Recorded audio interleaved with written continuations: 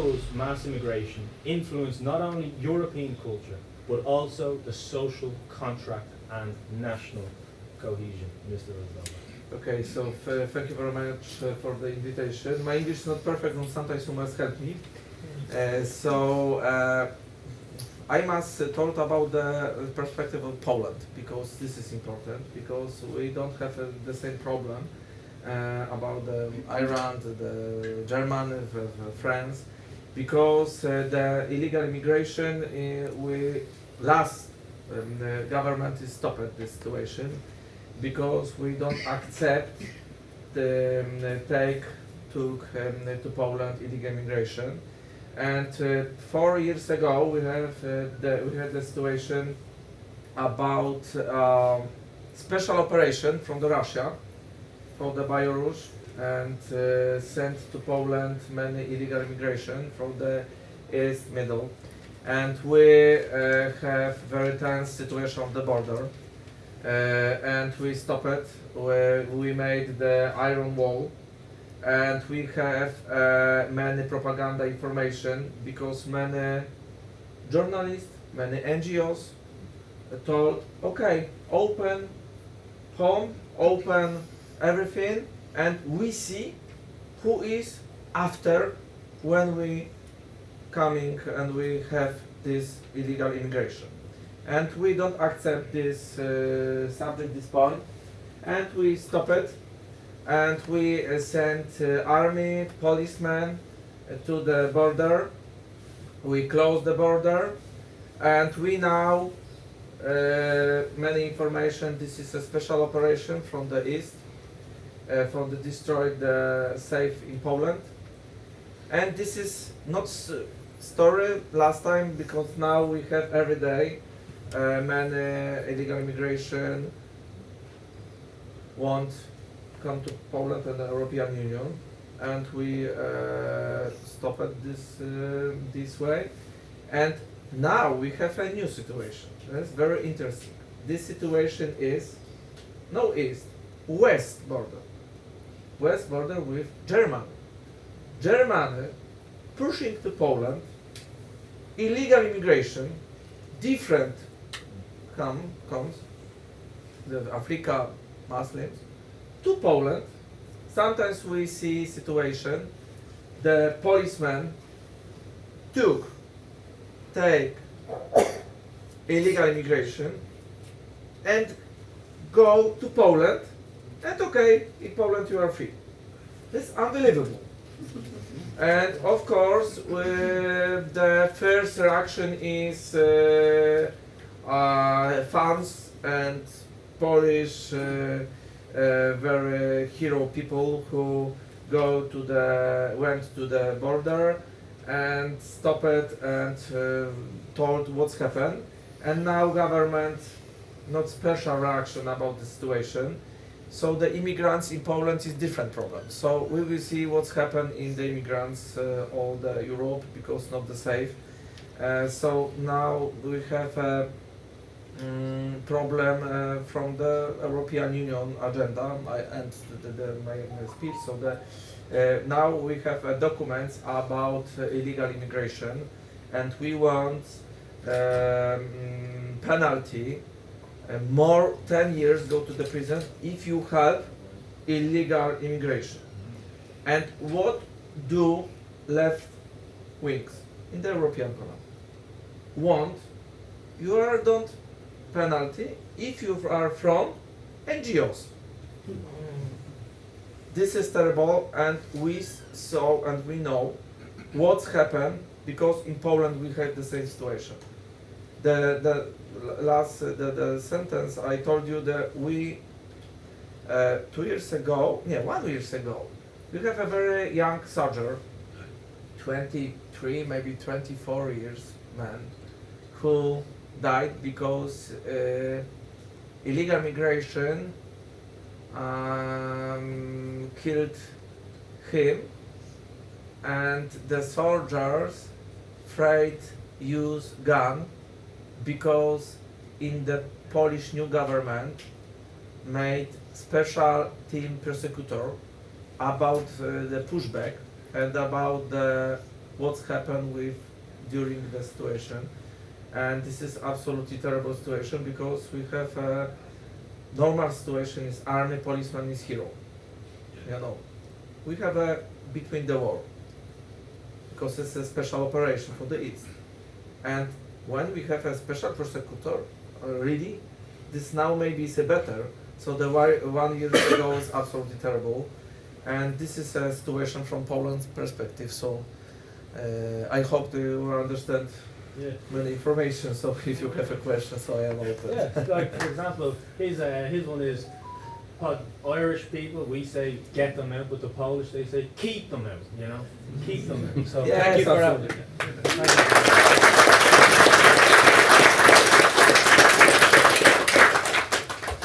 And Mr. Shopov, would you like me to read out the question? Yes. Absolutely.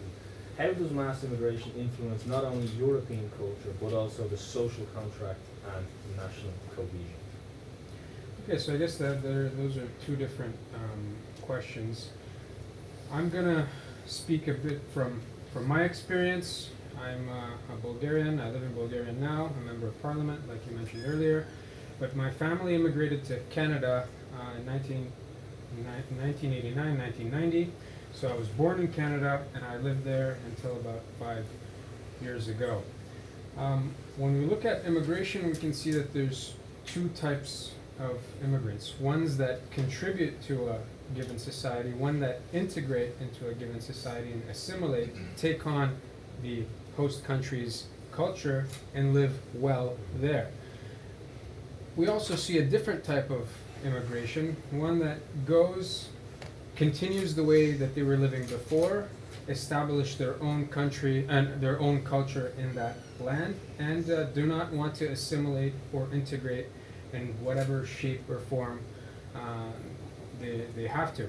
So we see the immigrants who come in for labor, come in to work, come in to contribute, the other ones who come in to stay on social benefits, on welfare, on unemployment, and they're basically a burden on society. We see from studies, very interesting, today I learned that one of the studies I was reading was actually funded by Forum for Democracy, a study conducted in the Netherlands where they distinguish the country of origin, the crime rates, and the country of origin where the immigrants are from, and the crime rates, and also their net contributions to that society, their education level, and all these sorts of things. The farther culturally an immigrant is from the host country, from the destination country, the more likely they are to commit crime, violent crime, the more likely they are to be a burden on that country, the more likely they are to have a low education level and to not want to integrate at all into that society. So to me it seems that we need to make this distinction, because when we make these arguments, they come out with studies mostly funded by the European Union and all kinds of other NGOs, and they say, well, no, you see, immigrants are good because they're good for our society. They come here, they work, they contribute. But when you look at the overall picture, maybe it is like that. But when we distinguish, we see that certain immigrants from certain countries do certain things. And we see that it's mostly Africa, mostly Middle East, Horn of Africa, those African Islamic descendant immigrants usually cause the biggest problems. In terms of social cohesion, well, that is the issue. The issue is that they come into the country and they don't want to integrate. They did not come here to be a part of this society.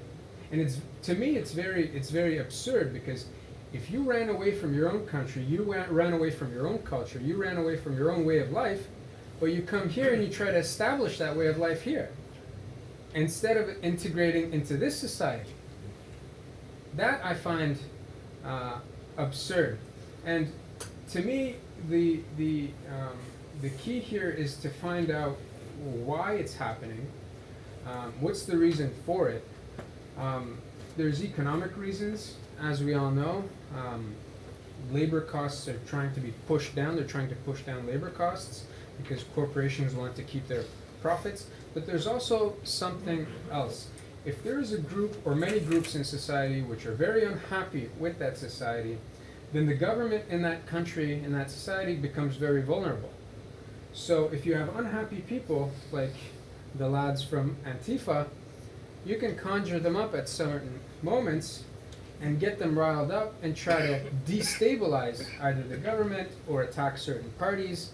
And you have these people working for you. And it seems that in all of Europe, we have these groups of Antifa, groups of migrants that it's very interesting, like at a push of a button, they can be activated. They can be active. We see it, we saw it in Georgia, we saw it recently in Serbia. I mean, when the Georgians decided not to go to war with Russia in 2022, all of a sudden they started having riots, protests. You know, when we had protests in Bulgaria, they were undemocratic protests. When we threw paint on the European Commission building, we had our protesters get arrested. We're the only party in the Bulgarian parliament that has 6 deputies with cases against them for protesting. So in Bulgaria, to protest is undemocratic, but in Georgia, it's very democratic. In Serbia, it's very democratic. And to me, you get people who are unhappy, who are victimized. We spoke about woke culture. Woke culture needs victims. And if you get these victims that are unhappy, then you can use them to manipulate the government. There's a battery on there.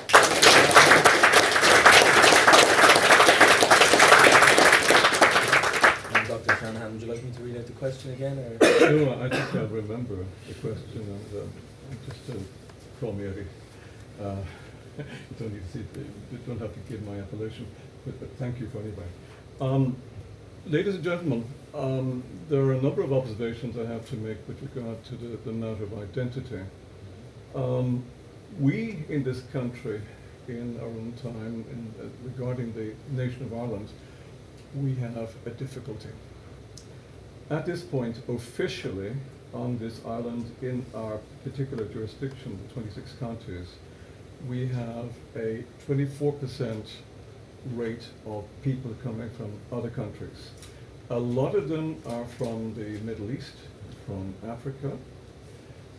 These people cannot easily be integrated into this country, and I don't think they should even attempt it, and that we should try too hard to integrate them. As I say, it's officially at 24%. I would imagine, I hope that's not a weak word, I would be of the view that the rate of immigration into this country is far higher than 24%. Now, I'm saying that that's a very plain statement, and I'm saying that we do have a crisis on our hands. And as regards the question of identity, I think we also have a difficulty on that side. If you ask me, if you ask anybody out in the street there, what does it mean to be Irish? I'll probably give you a very bland answer indeed, and it's rather distressing to hear that. Now, I've gotten rather strong views as regards how we should look at the matter of identity. I'm very conscious of the writers in continental Europe, particularly people in the French tradition, Institut Iliade, for instance. We do read Alain de Benoist, we read Faye. In Germany, we read people like Jacek and all the others. And what I'm really driving at is I'm saying that we do need to have an institute in this country which actually promotes, at a very high level, cultural level, which promotes Irish culture and everything related to the Irish tradition. What I find very distressing in Ireland as well is that the professional classes in this country have not taken leadership in the way that they needed to. I put at the top of that list the lawyers in this country. These people have behaved in a way that was, I would, frankly speaking, I would regard them as being rather treacherous and unhelpful. They have not shown leadership, and the other professions also. So I'm saying that also with regard to identity and leadership, we have some problems which are very considerable, and I do have strong views with regard to establishing institutes and promoting conferences and lots of publishing. And lots of things like that. I would also think that in terms of promoting identity, you can do it at ground level. Now, in order to speak about those things, it would take me a little while, but I am saying to you that you have to work at a number of levels in order to address that point. And I am saying quite evidently that there is a difficulty with regard to Irish identity at this time. We are not a bland people.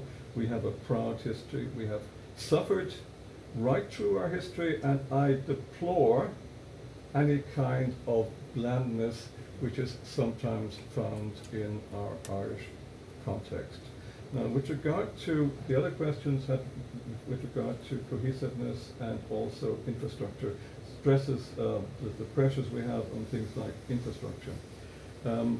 Very evidently, if you've gotten 28% or more of people in a country in this jurisdiction who coming in looking for housing, looking for education in terms of the education of their children. Remember, these are the people from the Islamic world who require a lot of resources in terms of welfare, everything that you can think of, and all those sides, all the issues we can list. It's evident that we cannot provide that kind of arrangements. We cannot provide those kinds of support in the longer term. But also, everybody in this room is hugely conscious of the perilous state of the world economy. Anything could happen to us in the next year or two or three. In that kind of context, where we have a failure in the whatever provisions we have for in terms of welfare and so on, we're also talking about an economic, a social crisis. And we could expect in that kind of context as well, possible conflagration. It mightn't happen here to begin with, but the sparks could fly and we could have a lot happening in this country. Interesting in terms of offering information to our friends from abroad, what you tend to find is you find that can I use the expression, the working classes, the plain people of Ireland, and they're great, I think the world of them, these are the people who are pushing back. These are the people who care about what's happening in this country. The professional classes just don't seem to give a damn, a lot of them. And it makes me very angry even to think about that.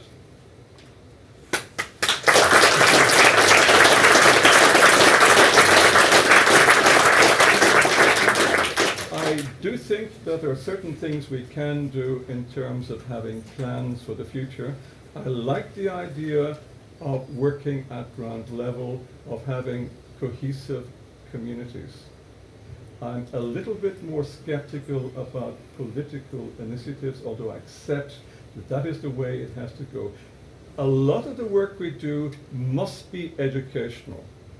We have to educate people to enlighten. A lot of people, somehow they lack spirit in this country. It's something very particular to Ireland, perhaps because of our history. When you talk to plain folk, they can be a little bit fatalistic, and that is concerning. I'm saying that everybody in this room has to show leadership. We have to go forward because our enemies are real. We've all read Carl Schmitt. We know who our friends are, and we know who our enemies are. We have no choice. We have to approach these questions very seriously and very severely and systematically, and see the world for what it is. We avail of the opportunities which are out there, but we cannot act as amateurs. We are here to win, and we must win. Yep. Thank you.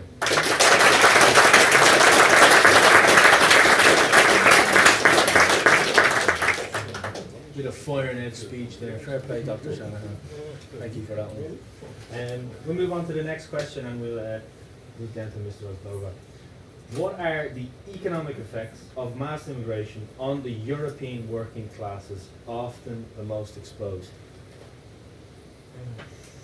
This is the problem with the war, because don't want for working immigrants.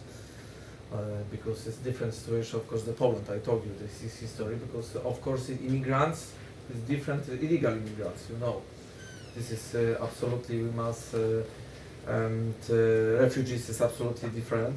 So I think it's normal immigrants is this is accepted, because between the Polish citizens live here and it's very culture is very near. It's not problem, because it's a work and have job, family, and etc. So I think it's, if you ask me about the mass immigrants, what's happened in the market and what's happened after, is a problem, because it destroyed the market, because the social is, I think, we must accept when you have a work.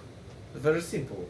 If you don't have a work, you don't have a social, and you don't help, because I know this is a very tense situation, because in Poland, Dublin, if you want, you have a flat, you have the home, you must go to the bank. You have the problem with documents, and per month you must pay very, very high cost. And immigrants, no problem. I understand why is the government decision about this bad social if you don't have a work. And I think now illegal immigration destroy Europe. This is a big problem, because it's a problem with the safe, because it's a problem with the many statistic is absolutely very bad, because if we see the murder and the many victims, this is absolutely, this is, I think, is a clue this problem. Well, thank you too for that. Just a second, I think that it's a lot of like apples and oranges here when you're comparing Ireland, and you look at Ireland, you look at France, you look at Britain, you compare them to a lot of Eastern European countries. It's apples and oranges here. Like even countries in that part of the world, they just understand that maybe let's not have mass nation-wrecking immigration, and then you look at Ireland, let's have more. Let's just bring everyone in, you know. And now you look at the place; it's all over the shop. Right. Same question again. Would you like me to read it? Yeah, sure. Question 2. What are the economic effects of mass immigration on the European working classes, often the most exposed? Yeah, I think the working class took the brunt of it. I mean,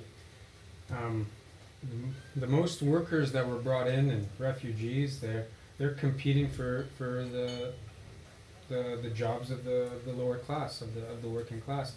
They're competing for the not so well paid jobs. And not only that, but then you have the same people competing for the working class jobs, but you also have the same people competing for their housing, because if a migrant comes, he's looking for, you know, cheaper housing, affordable housing, government subsidized housing, a lot of this housing which, you know, was given for the lower class people. Then you have those people competing. So not only do you lose your job as a working class person because somebody else wants to work for cheaper, but you also, you know, are threatened to lose your home because now your rent prices are higher. Housing costs a lot more. But this is essentially a problem for everyone, because, I mean, from 2013 to 2023, about 40 million migrants have come into the EU. So if you have 40 million more people looking for housing, then everybody's housing becomes more expensive. And so then you have normal Europeans who want to start a family, who want to provide their family with a home and have the security of a home. Yeah. You have these people who are now worried. Young people are worried. They're waiting till they're 35 to start having children, and they're waiting till 40 to start having children, because they're just not feeling secure. And if housing goes up, I mean, very few people can afford housing right now in Europe, and I mean, it's getting more and more expensive. I know in Bulgaria it's getting very expensive comparing to wages. It's in Sofia especially, it's almost impossible for working class people to own a home at the moment. So that's happening, I think, everywhere. The working classes are taking the brunt of it, and I find it quite absurd that our politicians, the ruling politicians, are not thinking about their own people and the most vulnerable people. You know, we're worried about somebody in Syria, we're worried about somebody in Somalia, we're not worried about our own people. I find it quite absurd and treacherous, absolutely treacherous. Our people need us, and I'm very happy to see so many young people here today, part of the National Party, the Nationalist Party, and I think you guys have a great future ahead of you, and I wish you great success. Thank you, Mr. Ozdoba. Round of applause.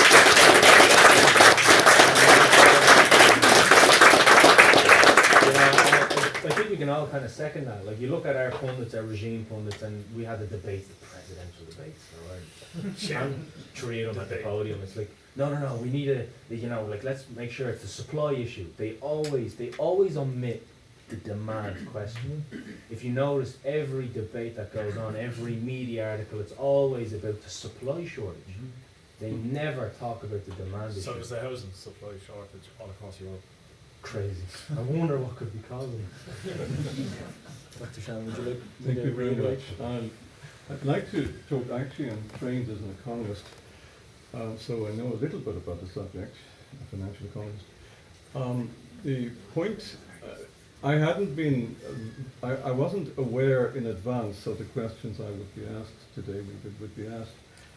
But if I had been aware in advance, I'd have been able to refer you specifically to the specifics of a study from the UK by a number of English economists relating to the value or otherwise of immigration into the UK economy.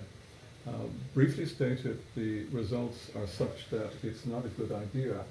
It costs a great deal in terms of infrastructure. These people, you have a lot of expenditures in terms of for quite a number of years before they're integrated, if they're integrated. Now, obviously, when we're talking about immigration, we're talking about a lot of kinds of people with a lot of skills or perhaps no skills at all. But effectively, what it comes to, very briefly stated, it doesn't work. Immigration is not, generally speaking, in the UK context, it is not a good idea. In terms of replacement of people who are not there, if you've got an aging population and so on, we talk about a winter in Europe, a demographic winter and so on.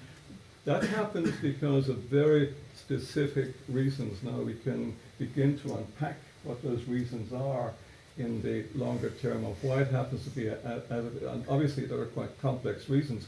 However, we would be naive if we did not accept that there are certain forces at play in our world today who are perfectly happy with having people coming in here in great numbers. You look at something like the European Union, the expansion programs they have, the agreements they have with countries in North Africa. On the one side, you've gotten the use of resources they have, whatever they have, raw materials and so on, they're handing these things over. And also on the European side, the EU side, they are agreeing to significant numbers of people coming into Europe. Now, those type of agreements, and there's a vast architecture there, structures on a very large scale, those types of agreements have been in place since the 1970s. And it's highly structured, very much in place, and there's a huge commitment on the part of the EU to that kind of thing. So effectively what I'm really coming to is that there are forces who are working against us. These are institutional forces, and they are very, very powerful. So we have some difficulties.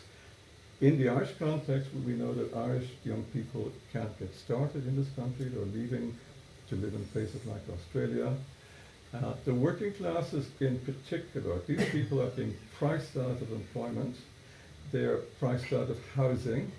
Effectively, our economy is not working for them, and globalization is also not working for them. So effectively, I think to some extent, and again we need to unpack these things, I hesitate to employ simplistic expressions or whatever formulas, whatever, because often we're talking about complex matters. But I will say this, globalism has worked for some people in this country, the professional middle classes, unquestionably. And if you go and speak to these people, the people involved in management, the people in the top jobs, they say it's a wonderful thing. Ireland has opened up and we've gotten whatever amount we have in terms of GNP and so on. That's a wonderful thing. Globalism is not working for the majority, I would submit, of the Irish people, certainly not for the working classes. These people are under extreme pressure, and these are the people who are beginning, as I say, to push back. It's not working for them in terms of infrastructure, in terms of education, in terms of housing, you name it. And these are people also, the working classes are people who can't have the numbers of children that they need to have. We're not replacing ourselves to the extent we need to. This country, very plainly, just in terms of the economic reality, we are in crisis. This isn't a place where everything's okay. Ireland is not okay. We are a country in crisis at this time. And unless we have the degree of leadership, the kind of leadership that we need, we have no future whatsoever. So I'll leave it at that.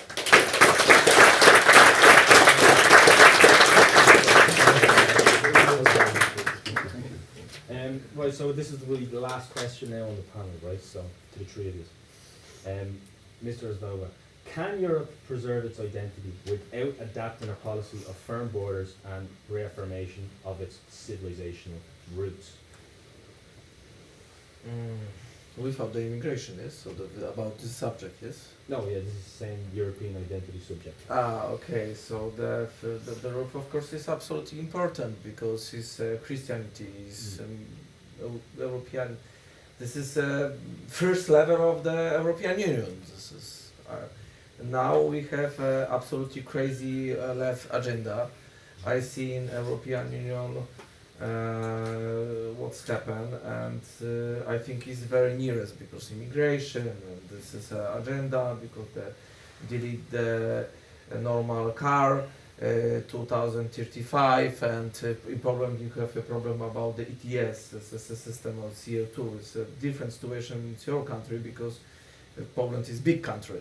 And the big country about maybe not the how many people live, and we have a different sources of energy, and the left agenda is very dangerous for everything, for the immigrants, for the market, for the life, for the you think, because if we use left agenda 5, maybe 10 years later, this debate we must stop, because this is a crime. What do you think? This is now you see what's happened in UK. Sometimes what's happened if you told about illegal immigration. This is not the hate speech. This is a normal your opinion about the people who don't accept your law, don't accept your family, and I think is open. This is a question. Now I see the young generation, the young people. I am young. I think maybe not the youngest than you because I'm older. I think so. I see very good because now is now the popular left agenda from the young people. I see is now we have a new perspective because people is absolutely see what is a life conditions and what's happened about the immigrants, what's happened with your wallet, what's happened with your family safe and etc. So now is very popular right idea, maybe not the right, it's normal idea sometimes. I think we must win, because if we don't win, so that we destroyed market and normal Europe. We see what's happened in the Paris, we see what's happened in the Monachium, Berlin, many places on Europe, and Dublin. I don't know everything, because I see what's your information to not maybe my largest information is from the media, and media is sometimes a fake, and I see it's not good. I was in Ireland 1 month ago, and the taxi driver told me about what's happened in your country, and I think his people is very tense emotion, and I think it's the last moment we must stop it. Left agenda about immigration and about the illegal, of course, immigration, about the left idea about the agenda about the economics and the social, about the Green Deal. They're sometimes crazy. I think that's all. This is problem. Thank you, Mr. Thank you for that. And I think that's especially the last point there you made, especially in regards to media. Like, it's been very hard. Like the cordon sanitaire in Ireland. RT, the only reason it exists. Media? is because it gets- Media? The media in Ireland. is I extremely saw bad. the Polish television. I don't see now because this is unbelievable. Because I have invitation about the different way, and we have 2 years ago the Polish national TV, and it's absolutely biggest. And we lost government because they choose the government. The Tusk win the EPP, European Party. And the Tusk took illegal methods, the television, and destroyed. And the small television, private television, now is the biggest of the Europe, the information. This is government fight with this television, because you have a free word, this television, and this agenda, the small meeting maybe, more than small, normal meeting. In Dublin, Polish television coming to you and see what's happening in Europe. The private channel, when you have a free speech, free word, and unbelievable, because now is government absolutely fight with this television. So I know what is a problem with the interview and the media and journalists. Yes, terrible. Cordon sanitaire, as you said. Mr. Shopov, would you like me to read out the question? Yeah, to you? please. Will do. Sorry. Can Europe preserve its identity without adapting a policy of firm borders and reaffirmed civilizational roots? Even with those measures, I don't think that Europe will be able to win the battle. I mean, just stopping immigration isn't enough. I'm 100% for stopping immigration. In Bulgaria, because it's a border country, Turkey is at our border, and a lot of Syrian, Afghani, and all kinds of other immigrants from the Middle East and Africa have been coming through our borders. We've asked for many times for the government to put the army at the border, but these Soros NGOs have been fighting against us. And so just that won't be enough. I mean, we've got very serious problems. For us in Bulgaria, migration is starting to become a problem, but I know in the Netherlands, after talking to Mr. Dekkers, whereas he said that they're the last population, the last generation that is a majority in their country at the moment. I mean, can we think about that for a minute? That's insane. I mean, next generation, they're going to be a minority in their own country. And let us be very clear. Europe is made up of Unitarian nations. Nations that were formed by an ethnic group.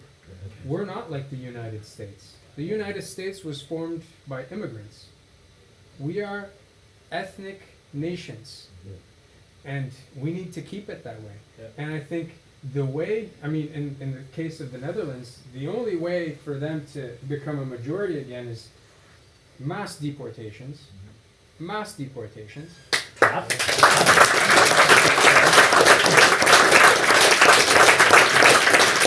need a bit of that now. That's what I'm saying. Remigration. Well, I mean, these people come here as refugees, right? They say that they're refugees. They say that they're refugees. They ran away from a conflict that's a few thousand kilometers away from here.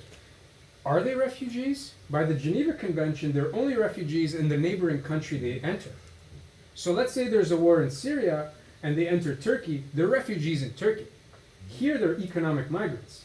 Yeah, absolutely. And the only reason that they're coming here is to get social benefits. Correct. They're not refugees. They're not running away from war when they entered Turkey. I'm not even going to comment the whole Erdogan situation where he's absolutely blackmailing the European Union into paying billions of dollars to Turkey so that he doesn't, you know, Flood Europe. flood Europe. That whole thing is absurd.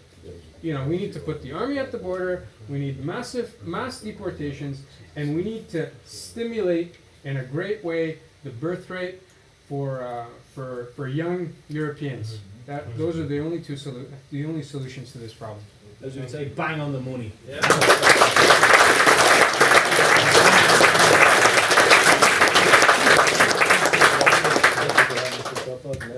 Dr. Shanahan, would you like to weigh in on this? Okay, good way of putting it. I just want to say, of course, I'm against the present arrangements as far as immigration from third world countries is concerned, as a general rule, into Ireland. There are, quite evidently, I would be in favour of remigration. I'm very conscious of what the Scandinavians have been doing. I see the Danes, the Swedes, have a policy of encouraging these people from, can I be very plain about it, from the Islamic world to return to their own parts of the world. Wherever they return to, it will be the parts of the world that they're from originally. And I think that's the way it should be ideally. Now, you and I know that we do not live in an ideal world, and I think that given the context of the media and so on, these people, remember, a lot of people are not independent thinkers. They look at the media, mass media, the mainstream media, and they more or less accept that this is the kind of thing, these are the views that they should hold. Perhaps because of their employment, they're obliged to be rather careful in their views, and they tend to censor what they think also. So I think, while really I'm talking about driving towards a point, I'm saying that if we have a referendum, I would be hopeful that the majority of people in this jurisdiction would be in favor of something like remigration. Yes. I would be very much hopeful of that. Now, I'm also enough of a realist to realize, to be aware of the fact that the professional classes in this country, the people in management, the people in the large corporate entities, lots of people in those NGOs and so on, and they do constitute a significant number of people on this island. These are the, can I say, the chattering classes in this country. These are the people who think of a great deal of themselves. That's just how they are. I'm hoping that they would not be so influential as to cow the majority into saying, no, we can't cause these people from wherever they're from to return to their parts of the world. And also, when you consider the judiciary in the Irish context, these guys are very often very liberal in their thinking. They're political appointees. Effectively, what I'm telling you is that there are infrastructure arrangements in place which are not helpful so far as finding a solution to our problems are concerned in an ordinary, conventional way. Now, if we go, and just for a moment, to think the unthinkable, as we sometimes have to do, we have to build those scenarios as well, to think the unthinkable. If the worst happens, and we do have economic crisis in this country in the next number of years and right through Europe, sparks will fly. What kind of conflagration will we have? Will we have a civil war across Europe, in Britain, in France, in Ireland? And if we do, what will happen? We could just think about those questions. Effectively, what I'm saying to you is that I don't think we have a choice. I think we have it is a moral thing to be concerned about your own people, your own ethnic group. You may have no ill feeling towards anybody. For instance, you're talking about immigration into this country. I was in hospital there for a few days quite recently. Everybody in that hospital, in terms of the staffing, I say everybody, most of them, were Irish people. They were nice people. They were good people. And I thanked them. I sent them a card. I said, thank you very much for being so helpful, because they were helpful. They were kind. So I haven't any grudge against these people as such, but I do think, well, having said that, we do have a right to our own identity, to our own soil. That is not an unreasonable demand, and I say we need to assert it. Hopefully we can do it in a peaceable way, because as European people, we are very peaceable. European or American, as the case may be, we are very peaceable if we can possibly be. But we do have a moral right to assert ourselves and say, look, you can't be here. You can't have 24% of the populace who have no connection with Ireland. It might be 24% in terms of people coming from Asia and so on, but it's still very significant in an Irish context. And if it comes to it, we may, can I say it? We may have to fight. So Yeah. I'd be a pleasure.